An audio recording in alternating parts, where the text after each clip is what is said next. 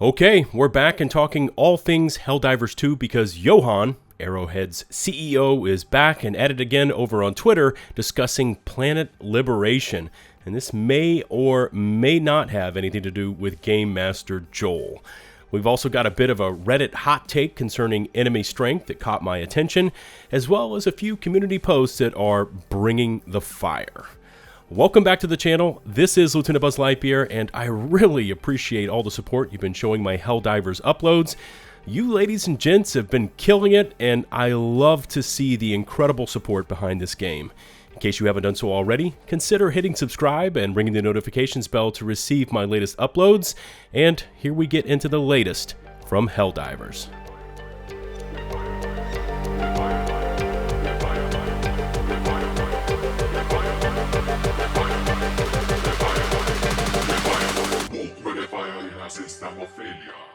Starting this one off is an interesting hot take that I happen to agree with over on Reddit that says Charger armor is way too strong for their assumed threat level, and this one has earned over 10.2 thousand upvotes. Now, Vay the Cat goes on to say, I get that they are tanks, but honestly, a Hulk is easier to take down than these giant critters. They have truly ridiculous stats for how common they are. Even their legs are considered heavy armor, making the EATs and recoilless the only options to efficiently take down.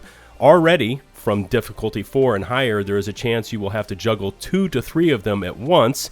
Their charge can match even the light armor sprint speed, making circling them the only option. The only non-armored part of them is the bottom of their butt, and for some liberty-damned reason, it's not even considered a weak point for how hard it is to hit. It also has heavy armor on its top part because of course it has. And then he finishes up with, even if you dodge their charge, there is a chance they will just body slam you away, losing the only chance of doing some damage.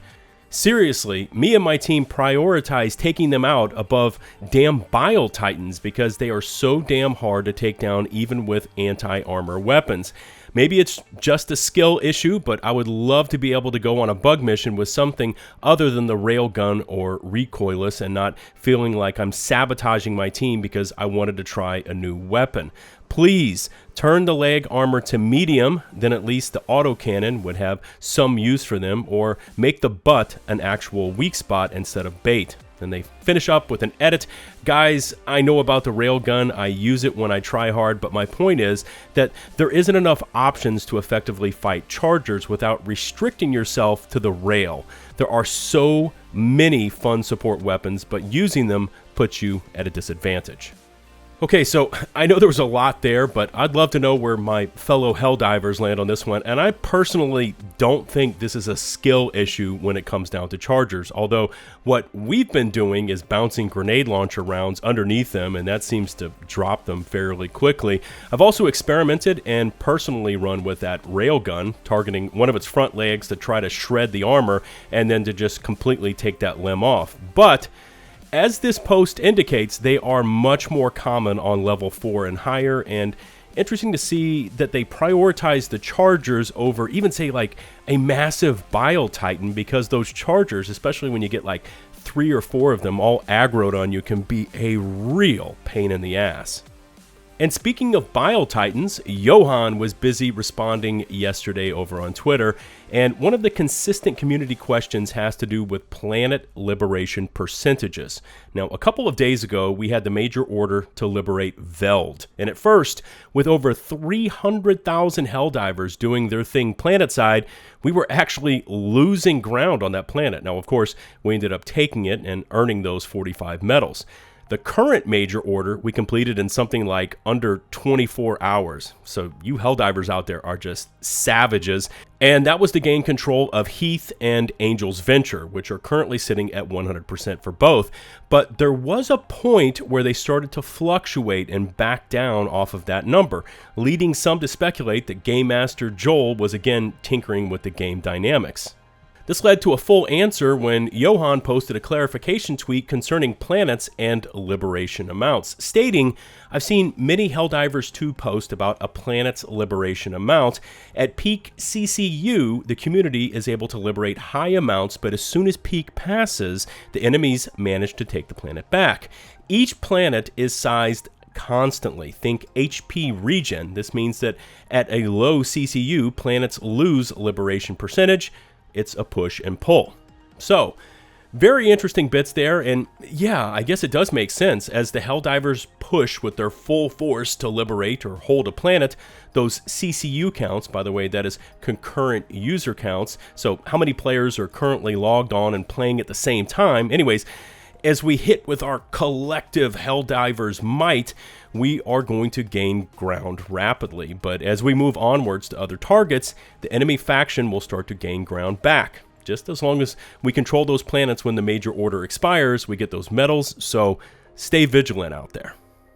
But before we move on, I wanted to share this absolutely epic screenshot from Twitter posted by Looter Universe. Responding back to Johan, he says, "You say push and pull. We see," and there's this lone Helldiver staring down what looks like 6 Bile Titans all advancing on their position on a level 5 mission. Man, all I can say is it's time to call in that 500 kg and just hope for the best. But these are the kind of epic, over-the-top moments you get in Helldivers, and they are awesome to see, so keep them coming out there. Johan also weighed in on this one with Helldivers 2, and it's got this is greater than Halo, and I love his response. Why compare? Just let gamers love and enjoy both, either or neither.